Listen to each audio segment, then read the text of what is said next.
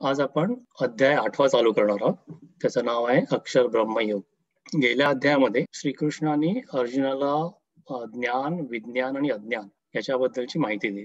ज्ञान म्हणजे काय, की परब्रह्माचं ज्ञान म्हणजे तुझं खरं आत्मस्वरूप जे आहे ते परब्रह्माचाच अंश आहे. ही जी जाणीव आहे त्याला ज्ञान असं म्हणतात. विज्ञान म्हणजे काय, की प्रापंचिक ज्ञान, की या देहाच्या संगाने जे आपण अनुभव घेतो त्याच्यामुळे या ज्ञानेंद्रियांमुळे कर्मेंद्रियांमुळे त्यांच्या योगाने जे आपल्याला ज्ञान मिळतं ते प्रापंचिक व्यावहारिक ज्ञान, ते म्हणजे विज्ञान. आणि अज्ञान म्हणजे काय, की हा प्रपंच खरा मांडणं, हे म्हणजे अज्ञान आहे. तर बरीच उदाहरणं देऊन त्यांनी सांगायचा प्रयत्न केला, की तुझं खरं जे स्वरूप आहे, जे आत्मस्वरूप आहे ते जाणलं तर तुला खरोखरचं ज्ञान होणार आहे. आणि खरं समाधान कुठे आहे? खरं समाधान तुला तुझ्या आत्मस्वरूपाकडे आहे. ते खरं समाधान हे प्रपंचामध्ये नाहीये. आपण म्हणतो, की आरशात मुख आणि संसारात सुख हे दिसतं, पण ते असत नाही. त्या आरशातलं मुख कोणाकडे आहे? तर ते आपल्याकडेच आहे. तसंच संसारात जे आपण सुख बघतो, ते संसारात नसतं, ते आपल्याकडेच असतं. ते आपल्या आत्मस्वरूपामध्ये असतं. हे त्यांनी बरीचशी उदाहरणं देऊन त्या ज्ञान-विज्ञान योगामध्ये सांगायचा प्रयत्न केला. आणि त्यांनी असं सांगितलं, की हा जो गुंता आहे, जे तू विज्ञानालाच खरोखर ज्ञान समजतोयस, तो जो गुंता आहे, त्या गुंत्यातून बाहेर ये. अर्जुन म्हणजे आपलाच मनुष्याचा, प्रत्येक माणसाचा प्रतिनिधी आहे. तर त्यांनी अशा माणसाला सांगायचा प्रयत्न केलाय, की ह्या संसाराच्या गुंत्यातून तू हळू बाहेर ये आणि ते बाहेर येण्यासाठी तुला कुठल्या पद्धतीचा अभ्यास करायला पाहिजे, कुठल्या पद्धतीचं ज्ञान पाहिजे. आपण म्हणतो, की आयुष्य सुधारण्यासाठी प्रत्येकाला वेळ मिळतो. पण एकदा वेळ निघून गेली, तर वेळ सुधारण्यासाठी परत आयुष्य मिळेल का आपल्याला? ते आयुष्य गेलं.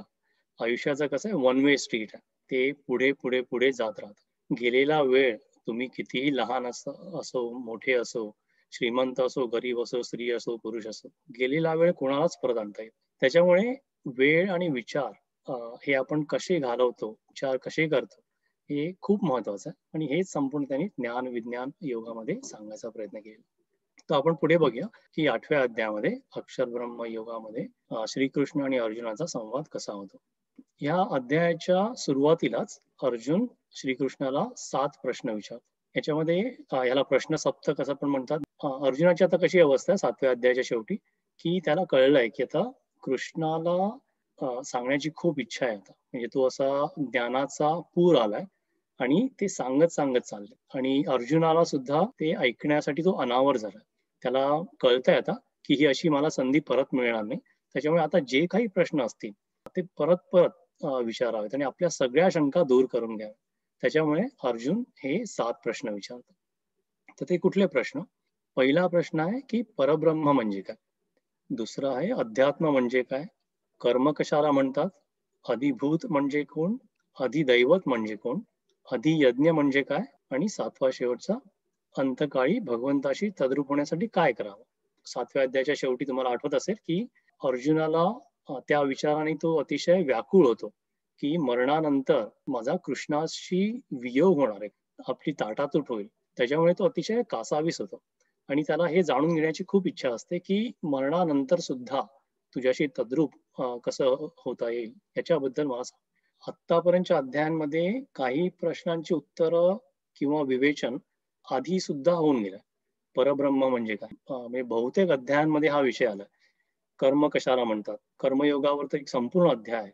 आणि कर्मयोग अध्यायाच्या व्यतिरिक्त सुद्धा बऱ्याचशा अध्यायांमध्ये कर्म म्हणजे काय सांगितलं. तर माझा प्रश्न येतो इथे, की हा अर्जुन हे परत हे प्रश्न का विचारतात? त्याची बरीचशी कारणं असू शकतात. एक म्हणजे जेव्हा आपण शाळेमध्ये किंवा कॉलेजमध्ये जिकडे शिकायला जातो, तिथे आपला कधी असा अनुभव असेल, की शिक्षक कधी पहिल्यांदा सांगत असतात, तेव्हा कदाचित आपलं लक्ष नसतं. आपलं मन विचलित असतं किंवा मनामध्ये दुसरे काहीतरी विचार चालू असतात. तर मग ते परत जर सांगितलं शिक्षकांनी, तर मग ती गोष्ट लक्षात येते. किंवा त्या प्रश्नाबद्दल थोडंफार काही समजलं असेल, तर परत सांगून ते नव्याने समजतं. आणि श्रीकृष्णाला इथे आता महत्त्वाचा उपदेश इथे करायचा आहे अर्जुनाला. पण अर्जुनाच्या माध्यमातून संपूर्ण मानवजातीला त्यांना उपदेश करायचा. तर आपण बघूया, की पुढे ह्या प्रश्नांची उत्तरं भगवान श्रीकृष्ण कशी देतात. पहिले आहेत, की परब्रह्म आणि अध्यात्म. आता भगवद्गीतेमध्ये फक्त वाचलं, तर आपल्याला ही अर्जुन उवाच आणि हे 7 प्रश्न आणि पुढे मग श्रीकृष्ण काय सांगतात त्यांची उत्तरं अशी आहेत. पण माऊलींनी ज्ञानेश्वरीमध्ये त्यांनी काय केलंय, की माऊली असे तटस्थपणे हा सगळा प्रसंग बघतायत, असं त्यांनी चित्र उभारलंय. आणि ते परत त्याचं कुतूहल करतात, की अर्जुनाचं खरोखर किती नशीब आहे आणि अर्जुन कसा परमभक्त आहे, की परमेश्वराकडून कुठल्याही प्रश्नाची उत्तरं कशी काढून घ्यायची, याचं किती भाग्य आहे, हे खरोखर माऊलींना त्याचं कुतूहल वाटतं. आणि ते म्हणतात, "किरीटी कामधेनूचा पाडा, वरी कल्पतरूचा आहे मांदोडा. म्हणून मनोरथ सिद्धीची या चाडा, तो नवल नोहे." ते म्हणतात, हा अर्जुन कसा आहे, तर अर्जुन कामधेनूचा बछडा आहे, कामधेनूचं वासरू आहे. कामधेनू म्हणजे इच्छापूर्ती करणारी कामधेनू. त्यात काय, वरी कल्पतरूचा आहे मांदोडा, की अशा कामधेनूचं जे वासरू आहे ते कुठे आहे, तर ते कल्पतरूच्या मांडवाखाली आहे. असा जर असेल, कामधेनूचं वासरू कल्पतरूच्या मांडवाखाली असेल, तर मग त्याच्या मनातले ज्या इच्छा आहेत, त्या पूर्ण नाही झाल्या तरच नवल. कृष्ण कोपोनी जासी मारी, तो पावे परब्रह्म साक्षात्कारी. मा कृपेने उपदेशु करी, तो कैशापरी न पवेल. श्रीकृष्ण ज्याला क्रोधाने मारतात, ते सुद्धा तात्काळ ब्रह्मस्वरूपी येतात. अशी अशी जर अवस्था असेल, तर ज्यांना प्रेमाने, कृपादृष्टीने श्रीकृष्ण उपदेश करतात, त्यांना जर हा सगळा आनंद, ब्रह्मरूपी आनंद मिळाला नाही, तर ह्यात नवल ते कसलं? जय कृष्णाची या होईजे आपण, तै कृष्ण होय आपुले अंतःकरण. मग संकल्पाचे अंगण ओळगती सिद्धी. जर आपण कृष्णाची भक्ती केली, तर आपलं अंतःकरण कृष्णमय होईल. मग संकल्पाचे अंगण ओळगती सिद्धी. अर्जुनाची जशी अवस्था आहे, तशीच प्रत्येकाची अवस्था अशी होईल, की त्यांच्या ज्या इच्छा आकांक्षा आहेत, त्या इच्छा आकांक्षांच्या पुढे रिद्धी-सिद्धी त्या संकल्प पूर्ण करण्यासाठी अक्षरशः हात जोडून पुढे उभे राहतील. असा त्या कृष्ण भक्तीचा, कृष्ण कृपेचा महिमा आहे. इथे आता अजून एक गोष्ट मला सांगायची वाटते, की इथे म्हणतात, की जय कृष्णा होईजे आपण, की कृष्णाचे आपण झालो तर. असंच आपण बऱ्याच ठिकाणी पुढल्याही अध्यायांमध्ये जेव्हा कृष्ण अर्जुन संवाद होतो किंवा कृष्ण सांगतात, की मी कुठे-कुठे आहे, मी सर्वव्यापी आहे, सर्वसमावेशक आहे. असं सांगताना ते सांगतात, की तू माझी भक्ती कर, तू मला शरण ये, तू माझी पूजा कर. तुम्ही बऱ्याच वेळेला मी, माझं, माझं असं बऱ्याच वेळा शब्द येतो. तर कधी-कधी असं वाटण्याचा संभव असतो, की कृष्णाला असा काही मीपणा झालाय का? म्हणजे चुकीचा विचार आहे, पण तो येऊन जातो. कारण प्रत्येक वेळेला तू माझ्याकडे ये, तू मला शरण ये, तू माझी भक्ती कर, असे शब्दप्रयोग होतात. हा थोडासा महत्त्वाचा विषय आहे. तर कृष्णाने आधी सुद्धा काय सांगितलंय ना, ते सुद्धा आपण लक्षात ठेवायला पाहिजे. म्हणजे आत्तापर्यंत आपले इतके अभ्यास वर्ग झाले आणि तुम्ही सगळे जाणकार श्रोते आहात, तर तुम्हाला तरी नक्कीच कळेल, की कृष्ण जेव्हा सांगतो, की माझ्याकडे ये, माझी भक्ती कर, तेव्हा तो काय सांगतो, की तू परब्रह्माची भक्ती कर. या जगामध्ये जे निर्गुण निराकार आहे, जे मानवी बुद्धीला सहज कळत नाही, त्या मानवी बुद्धीला कळण्यासाठी या परब्रह्माचा अवतार, तो जो मी आहे, तो जो कृष्ण आहे, त्याची भक्ती कर. पण त्याची भक्ती करताना हे लक्षात ठेव, की मी फक्त अवतार आहे. मी फक्त ह्या निर्गुण निराकाराचा सगुण साकार अवतार आहे. त्याच्यामुळे तू माझी भक्ती करताना त्या निर्गुण निराकाराची, हे जे ब्रह्मचैतन्य आहे, त्याची भक्ती करतो आहेस, हे नेहमी लक्षात ठेव. आता हेच अजून एका उदाहरणाने आपण सांगू शकतो, की प्रिझम. त्या प्रिझममधून जी एक सूर्याचा किरण येतो, लाईट येते. तो किरण कसा असतो, पांढरा शुभ्र असतो. तो असा दिसत नाही, आपल्याला असं दाखवता येत नाही, की हा किरण आहे आणि ही लाईट आहे म्हणून. पण एकदा ती त्या प्रिझममधून बाहेर पडली, की त्याचे 7 रंग होतात. ताना, पिही, नी, पाजा म्हणतो. तांबडा ते जांभळा असे 7 रंग होतात. तर हे जे अवतार आहेत, राम, कृष्ण, हे जे काही अवतार आहेत, ते त्या रंगांसारखे आहेत. पण हे अवतार कोणाचे आहेत? तर त्या एकच जो पांढरा शुभ्र किरण आहे, जो सगळीकडे आहे, जो साध्या डोळ्यांना दाखवता येत नाही, की हा किरण आहे. तो कळावा ह्याच्यासाठी हे सगळे रंग आहेत. हे आपण समजायला पाहिजे, की मी म्हटलं, की मला तांबडा रंग आवडतो. तांबडा रंग आवडतो हे जेव्हा मी म्हणतो, तेव्हा मी अप्रत्यक्षपणे म्हणतो, की ह्या पांढऱ्या ज्या प्रकाश किरणातून जो आला आहे, त्याचा जो भाग आहे, तो मला आवडतोय. म्हणजे त्या योगाने मला हा पांढरा रंग आहे तो तो आवडतो. म्हणजे माझी मूळ भक्ती कुठे आहे? ती त्या पांढऱ्या रंगाकडे आहे किंवा त्या पांढऱ्या किरणाकडे. तसंच कोणाला पिवळा रंग आवडेल, कोणाला निळा आवडेल, कोणाला हिरवा आवडेल, कोणाला जांभळा आवडेल. तर ही थोडीशी गफलत कुठे होते, की कोणाला समजा एखादा रंग आवडत असेल तांबडा, तांबडा रंग आवडतो, तांबडा रंग चांगला, याचा अर्थ असा नाहीये, की पिवळा रंग वाईट. हे आपल्या समाजामध्ये आपण बऱ्याच ठिकाणी बघू शकतो. काही ठिकाणी असं बघायला येतं, की कृष्णाचे भक्त शंकराची पूजा करत नाहीत किंवा शंकराचे भक्त कृष्णाची पूजा करत नाहीत. पण हे जर आपण प्रिझमचं उदाहरण जर डोळ्यासमोर ठेवलं आणि खरोखर त्याच्या मागे काय आहे? या रंगांच्या मागे एकच पांढरा शुभ्र किरण आहे आणि त्या शुभ्र किरणांचा सगुण साकार अवतार म्हणजे हे सगळे रंग आहेत. हे जर आपण डोक्यात ठेवलं, तर तो जो गोंधळ आहे, जो भेद आहे, तो जाईल. हे म्हणजे देवांची भक्ती करताना पण हे लागू होतं आणि धर्माधर्मांमध्ये पण सुद्धा हे लागू होतं, की सगळे जे धर्म आहेत, ते एकाच परब्रह्माकडून आलेले आहेत. तर हे आपण नेहमी लक्षात ठेवायला पाहिजे. जे माऊलींनी ठासून सांगितलंय, जे संतांनी सांगितलंय, जे कृष्णाने भगवद्गीतेमध्ये सांगितलं, की परब्रह्म त्याचं स्वरूप कसं आहे, ते तू खरोखर जाणून घे आणि ते जर तुला खूपच कठीण वाटत असेल, तर त्याचा जो सगुण अवतार आहे, तो मी कृष्ण आहे. त्याच्यामुळे तू माझी पूजा कर. तर आपण ह्या अध्यायामध्ये किंवा याच्या पुढल्या अध्यायामध्ये जेव्हा असा कृष्ण अ, म्हणेल, की "तू माझी पूजा कर, माझी भक्ती कर." तेव्हा हे थोडंसं लक्षात ठेवायला पाहिजे, की मी म्हणजे परब्रह्माचा तुला समजण्यासाठी सगुण साकार अवतार आहे. मग पुढे आता ते परब्रह्म म्हणजे काय हे परत नव्याने सांगण्याचा प्रयत्न करतात. "मग म्हणितले सर्वेश्वरे, जे आकारी इये खोकरे, कोंदले असत न खिरे, कवणे काळी." इथे खोकरे हा शब्द एक महत्वाचा आहे. खोकरे म्हणजे फुटका. या ज्या फुटक्या आकारामध्ये जे ओतप्रोत भरलेलं आहे, जे तो आकार नष्ट झाल्यावर सुद्धा कधीही नष्ट होत नाही. हा फुटका आकार म्हणजे हा आपला देह. का फुटका? कारण हा आज ना उद्या हा फुटणार आहे, याचा नाश होणार आहे.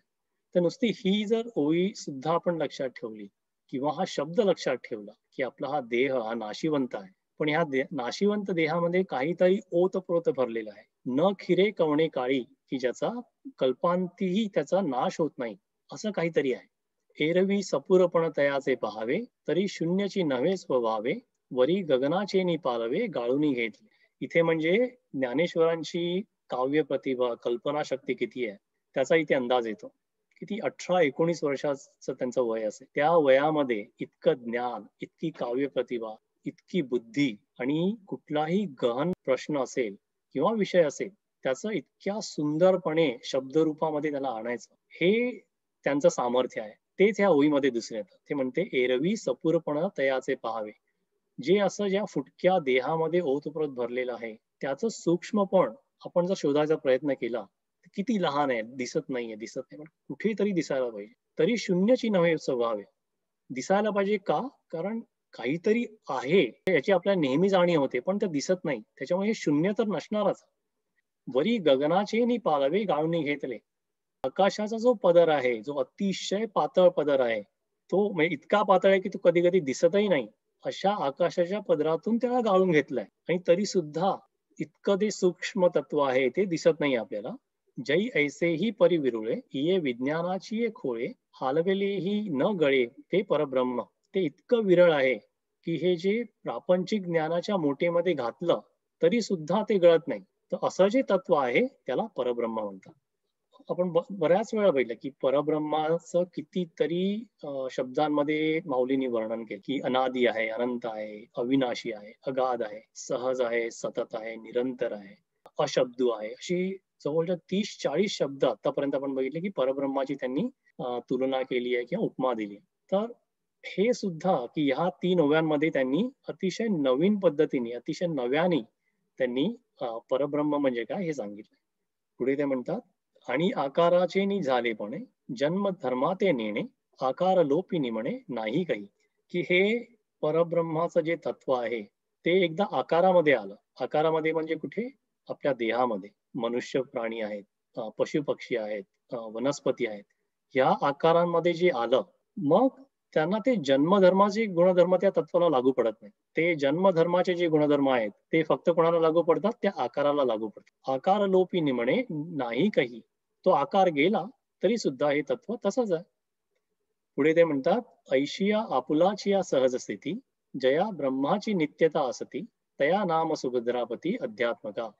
ही अतिशय एक महत्वाची ओवी आहे. ज्ञानेश्वरीमध्ये अशा बऱ्याचशा ओव्या आहेत, की एक-एक ओवी, नुसती एक ओवी जरी आपल्याला कळली, ती उमजली आणि ती अतिशय आपल्या वृत्तीमध्ये भिनली, तर आयुष्य सुधारण्याची, आयुष्याचं कायापालट करण्याची त्याच्यामध्ये प्रत्येक ओवीमध्ये सामर्थ्य आहे. आपण आधी काही अशा ओव्या बघितल्या, की सुखी संतोषाय न यावे, दुःखी विषादा न बुजावे आणि लावा लाभ न धरावे मना माझी. की तू सुखाने अतिशय हुरळून जाऊ नको, दुःखाने अतिशय व्यथित होऊ नकोस आणि या सुख-दुःखाचा तुझ्या मनावर परिणाम करून घेऊ नकोस. किती साधी ओवी आहे, पण किती समर्पक ओवी आहे. की आपण या औचिता स्वधर्मी रहाटता, जे पावे ते निवांता साहोनी जावे. की आपला तू स्वधर्म, आपलं कर्तव्य, कर्तव्याचं पालन करत असशील, तर मग जे काही होईल ते निवांतपणे सहन करत जा. अशा ज्या काही ओव्या आहेत, त्या खरोखर म्हणजे आपल्याला एक-एक ओवी आपल्या आयुष्यामध्ये त्याचा आपण अंगीकार करता यायला पाहिजे आणि त्यांनी आपलं आयुष्य बदलू शकतो. योगाबद्दल पण त्यांनी एकदा सांगितलं, की अर्जुन समत्व चित्ताचे हेची सार जाण योगाचे, जे मन आणि बुद्धीचे ऐक्य आधी. याच्यापेक्षा सुंदर योगाची व्याख्या कुठे मिळेल? समत्व चित्ताचे, चित्ताचं समत्व पाहिजे. कसं समत्व पाहिजे? की जिथे बुद्धी आणि मनाची ऐक्यता पाहिजे. आपण बऱ्याच वेळेला बघतो, की आपली बुद्धी काय सांगते, पण मन काहीतरी विचित्र सांगत असतं. मनाचा निग्रह करणं खूप कठीण असतं. तर अशा ज्या काही सुंदर समर्पक ओव्या आहेत, त्याच पठडीतली ही ओवी आहे, की इथे त्यांनी अध्यात्माबद्दल सांगितलं. ते म्हणतात हे जे असं जे तत्व आहे, ते कसं आहे, या ब्रह्माची जी आपल्याच ठिकाणी सहज स्थिती आहे, ती स्थिती नित्य निरंतर आहे. ही जी अवस्था आहे, त्याला अध्यात्म म्हणतात. तर ह्या ब्रह्माचा अंश प्रत्येक आकारामध्ये, प्रत्येक देहामध्ये आहे. तुमच्या देहामध्ये आहे, माझ्या देहामध्ये आहे. ज्याला आपण जीव किंवा आत्मा म्हणतो, तोच ह्या परब्रह्माचा अंश आहे. अशा ज्या ब्रह्माचा जो अंश आहे माझ्याकडे आहे, त्या ब्रह्माची माझ्याकडे असणारी जी सहज, नित्य, निरंतर स्थिती आहे, ती समजून घेणं म्हणजे अध्यात्म आहे. किती त्याचा सुंदर अर्थ होतो, की आपण सतत याची जाणीव ठेवायची, की आपल्यामध्ये या परब्रह्माचा सर्व शक्तिशाली, सर्व व्यापक, सर्व समावेशक, अनादी अनंत जे परब्रह्म आहे, त्याचा एक अंश मात्र आपल्यामध्ये आहे. याची सतत नित्य जाणीव ठेवणं, याचंच नाव अध्यात्म आहे. आपण बोलताना किती वेळा म्हणतो, की मला अध्यात्माची आवड आहे, मला परमार्थाची आवड आहे. परमार्थाबद्दल गोंदवलेकर महाराजांनी अतिशय सोप्या शब्दात सांगितलं, की प्रपंचातून मीपणा काढला, की परमार्थ, परमार्थामध्ये मीपणा आणला, की प्रपंच. आता ह्याच्यापेक्षा सोप्या भाषेमध्ये परमार्थाची व्याख्या कुठे मिळणार नाही. तशीच इथे ही अध्यात्माची व्याख्या आहे. तर असं आपल्या आयुष्यामध्ये अजून काय असतं, की अध्यात्माची अजून उपमा, अजून उदाहरण काय देऊ शकतो याचा थोडासा आपण विचार करू. आपण श्वासोश्वास घेतो. श्वासोश्वास कसा होतो आपला? सहज होतो. मी बोलतोय, तुम्ही ऐकताय. कोणी सांगायला लागतं का, की "अरे, श्वास घ्यायचा तुझा बंद झाला की श्वास घे." हे सहज चालू असतं आपलं आणि नेहमी चालू असतं. नित्य कसं चालू असतं, की आपण झोपतो. झोपताना श्वास घे हे सांगायला तरी कोणी असतं का? आपण गाढ झोपेमध्ये असतो, पण तरी सुद्धा हा श्वास चालू असतो. त्याच्यामुळे श्वास घेणं हे जे कसं सहज आहे, नित्य आहे, निरंतर आहे आणि आपल्याच ठिकाणी आहे. हे जे आपण दैनंदिन जीवनात करतो, तशीच या मनामध्ये, या चित्तामध्ये, ह्या शरीरामध्ये जे तत्व आहे, ते असणं, ही जाणीव नेहमी ठेवणं आणि ते माझं मूळ स्वरूप आहे, ही जाणीव नेहमी ठेवणं, ह्याला अध्यात्म म्हणतात. गोंदवलेकर महाराजांनी किंवा माऊलींनी पण हरिपाठामध्ये बऱ्याचशा ठिकाणी नामस्मरणावर सांगितलंय, की अध्यात्म, श्वासोश्वास ह्याची तुलना अजून एका गोष्टीशी होऊ शकते, की अनुसंधान. म्हणजे नामाचं जे महत्त्व सांगितलं, की सतत नामस्मरण करावं. नामस्मरण हे एक साधन आहे. त्याचं साध्य काय आहे? भगवंत. भगवंताच्या साध्यापर्यंत जाण्यासाठी तुला काय पाहिजे, की ते अनुसंधान. अनुसंधान म्हणजे नेहमी नित्य, निरंतर, सहज टिकणारं भगवंताचं अस्तित्व. ते अनुसंधान टिकणं म्हणजेच अध्यात्म. पुढे ते कर्माबद्दल सांगतात. ते म्हणतात, "येरी जीवभावाची ये पालविये, काही मर्यादा करू नये. पाहिजे कवण हे आघवे विये, तव मूळ ते शून्य." की हा प्राणीमात्रांचा जो पसारा आहे, तो वाढतच चाललाय. तर हा जो सृष्टीचा, मानवजातीचा, प्राण्यांचा, वनस्पतीचा जो पसारा आहे, त्याला काही मर्यादा नाहीये. काही मर्यादा करू नये. पाहिजे कवण हे आघवे विये, तव मूळ ते शून्य. तर हा सगळा पसारा होतो, ते कुठून होतो? हे जर पाहायचा प्रयत्न केला, तर काहीच दिसत नाहीये. म्हणूनही करता मुद्दल न दिसे आणि सेखी कारणही काही नसे. माझी कार्याची आपैसे वाढोची लागे. करणारा कोण? सुरुवात कुठून झाली आणि हे का झालंय? ह्याची काहीच उत्तर आपल्याला मिळत नाहीये. पण हा पसारा नेहमी, हे कार्य नेहमी निरंतर चालूच आहे. ऐसा करते वीण गोचरू, अव्यक्ती हा आकारू, निपजे जो व्यापारू तया नाम कर्म. की इथे त्यांनी कर्माची व्याख्या दिली. कर्त्याशिवाय या अव्यक्ताच्या ठिकाणी प्रत्यक्ष दिसणारा आकार निर्माण करणं, हा जो व्यापार आहे त्याचं नाव कर्म. गोचर म्हणजे प्रत्यक्ष दिसणारा आकार. तर किती सुंदर पद्धतीने सांगितलं. आतापर्यंत ज्ञानेश्वरीमध्ये जे कर्माचं विवेचन होतं ते माणसाच्या कर्माबद्दल होते. इथे जे कर्म सांगतायत ते परब्रह्माचं कर्म सांगतात. तैसे असते पण आहाच, नाही होईजे हे साच, जया ते रूपा आणि ती पाच पाच मिळवनिया. या ओवीच्या आधी त्यांनी एक ढगाचं उदाहरण दिलं की निरभ्र आकाशामध्ये की बऱ्याच वेळा असे ढग येतात आणि जातात. ते ढग कुठून येतात, का येतात हे आपल्याला माहित नसतं. तसंच ते कुठे जातात आणि का जातात ह्याचा पण काही आपल्याला पत्ता नसतो. त्यांचं जसं अस्तित्व लटकं आहे त्याच पद्धतीने जो आपला आकार आहे, जो आपला देह आहे, त्याचं पण अस्तित्व हे नाशिवंत आहे, ते तात्पुरतं आहे.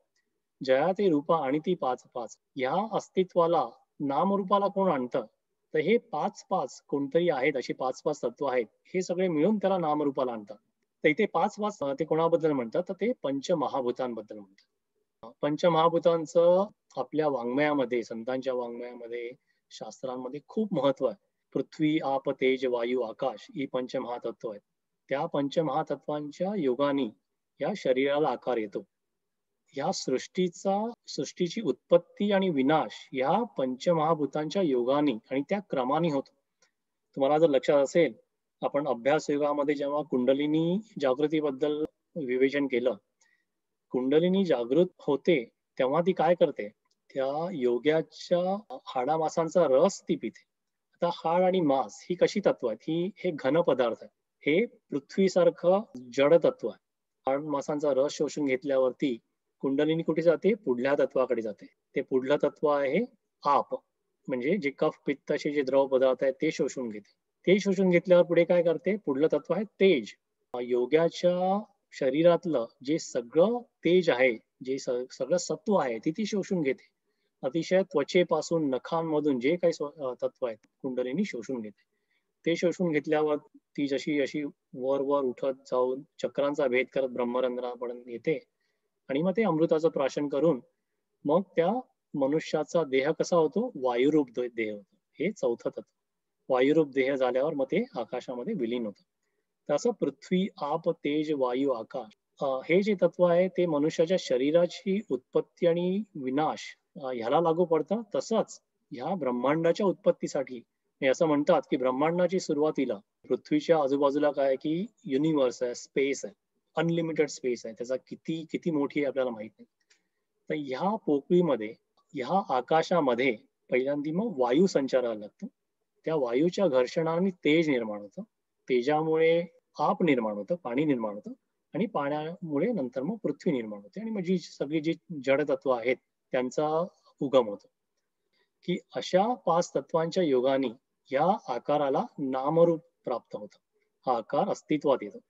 अजून ते पाच पाच म्हणजे हे पाच तत्व पंचमहाभूत आहेत आणि मग पंच ज्ञानेंद्रिय, पंच कर्मेंद्रिय हा पाच जणांचा जो मेळावा आहे, या पाच पाच जणांच्या या तत्वांनी पुढे या देहाला आकार येतो.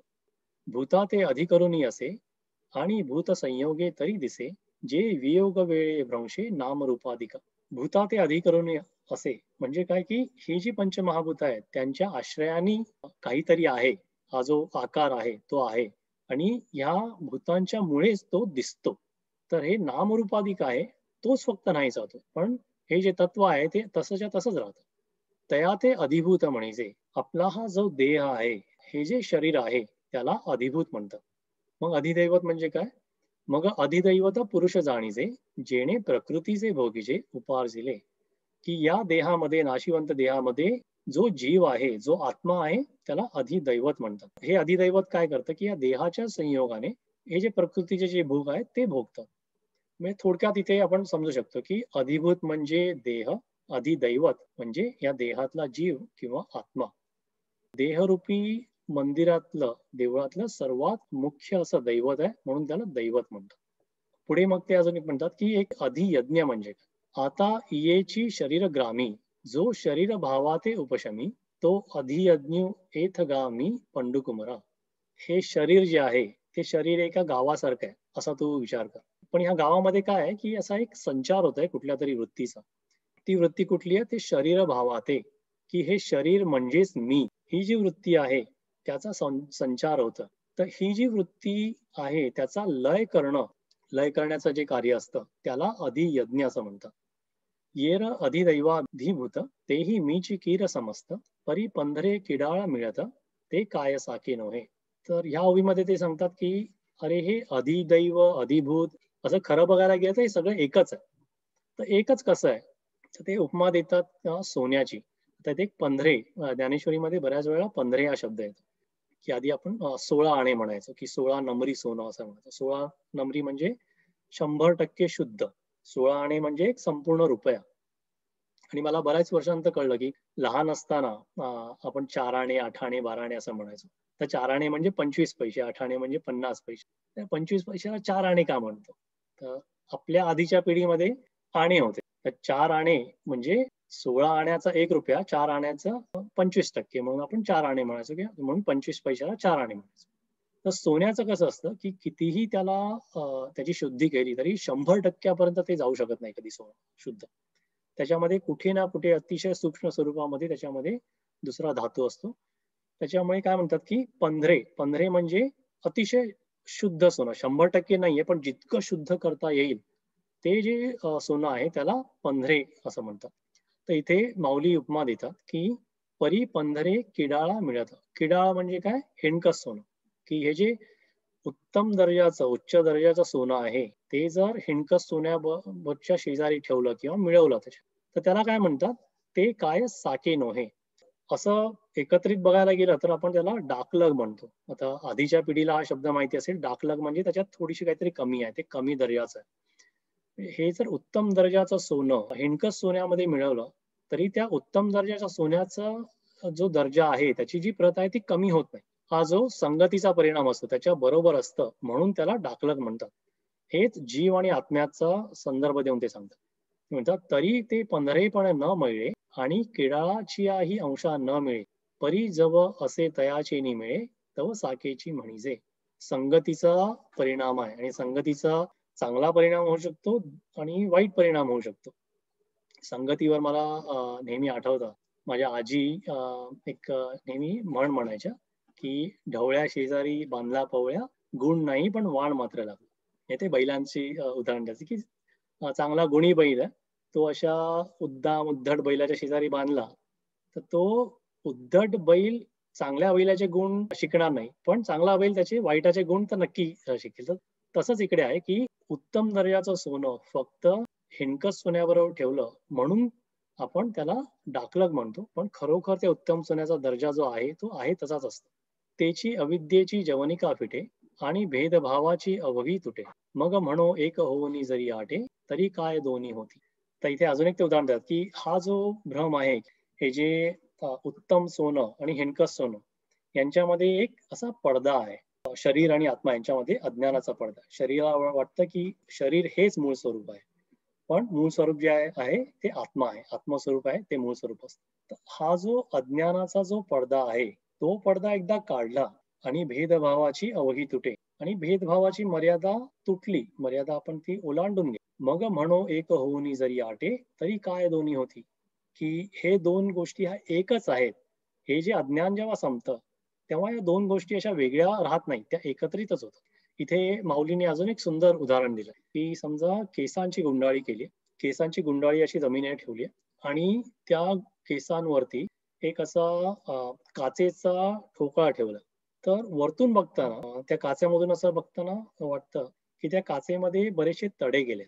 पण एकदा ती काच बाजूला करून ठेवली, की मग खरोखर कळतं, अरे ही तर काच अतिशय स्वच्छ आहे किंवा याच्यामध्ये कुठेच तडे नाहीयेत. हे फक्त तडे जे दिसत होते, ते या केसांच्या गुंडाळीमुळे दिसत होते. तेवीची अहम भावो जाये, तरी ऐक्य ते आधीची आहे. हेची साचे जेत होय, तो अधियज्ञ मी. की हा जो अज्ञानाचा पडदा आहे किंवा शरीराचा जो अहमभाव आहे, तो गेला की मग जे काय उरतं, जे ऐक्य ते आधीची आहे. आधीपासूनच ते ऐक्य होतं. फक्त त्या अज्ञानामुळे आपल्याला त्या वेगळ्या गोष्टी दिसत होत्या. हेची साचे जेथ होय. अशी प्रक्रिया जिथे होते त्याला अधियज्ञ म्हणतात. तो हा सकळ जीवांचा विसावा, नैष्कर्म्य सुखाचा ठेवा, परी उघड करुणी पांडव दावी जात असे. माऊली म्हणतात की हे जे ज्ञान आहे तेच सगळ्या जीवांचा विसावा आहे आणि परमार्थ प्राप्तीचा, परमार्थ सुखाचा ठेवा, हाच ठेवा मी तुला अजून व्यवस्थितपणे उलगडून सांगतो. माऊलींनी ओवी रूपाने बऱ्याचशा अधियज्ञाबद्दल त्यांनी सांगितलंय. तर ते काय सांगितलंय ते बघूया आपण. 4थ्या अध्यायामध्ये असं बघितलं होतं की ज्ञान यज्ञाबद्दल सांगितलं. इथे परत एक यज्ञ म्हणून एक हा शब्द येतो, अधियज्ञ, की अधिभूत हे आपलं जे देह आहे त्याला अधिभूत म्हणतात. देहामध्ये जोपर्यंत जीव नाहीये, आत्मा नाहीये, तोपर्यंत आपल्याला काहीच उपभोग घेता येत नाही. जीव किंवा आत्मा आहे त्याला अधिदैवत म्हणतात. तर हे अधिदैवत कसं आहे? हे अधिदैवत खरोखर जे मूळ परब्रह्म आहे, ब्रह्मचैतन्य आहे, त्याचा अंश आहे. पण हे कसं राहिलंय? हे लांब राहिलंय. त्या देहाच्या संगतीमुळे आपल्याला ते कळत नाहीये, की आपण याचाच संपूर्ण सर्वसमावेशक, सर्वव्यापी जे तत्व आहे त्याचाच अंश आहे. हे कळत नाहीये. हे जे ज्ञान होत नाहीये, त्या अज्ञानाचा पडदा आपल्या बुद्धीवर पडला. अग्नीचा आपण पहिला गुणधर्म बघितला ऊर्ध्वगमन, की हे जे वर जे परब्रह्माचं ध्यान आहे त्याची जाणीव करून देणं. हा जो एक पहिला महत्वाचा विषय आहे यज्ञामध्ये. दुसरा अग्नीचा गुणधर्म काय की शुद्धी. शुद्धी कसली करायची? की आपल्या ज्ञानाची शुद्धी करायची, आपल्या बुद्धीची शुद्धी करायची. ज्ञानशुद्धी, कर्मशुद्धी. कर्माची शुद्धी कशाने करायची? तर अभ्यासाने करायची. अभ्यास कशाचा करायचा? इंद्रिय निग्रहांचा करायचा, मनोनिग्रहाचा करायचा. मन किती चंचल आहे ते आपण आधी सुद्धा त्याच्यावर बरंच विवेचन केलं. त्या मनाला एकाग्र करणं, मनाला एकाच ठिकाणी चांगल्या गोष्टीचा विचार करायला लावणं, हा जो प्रयत्न आहे तो मनोनिग्रह.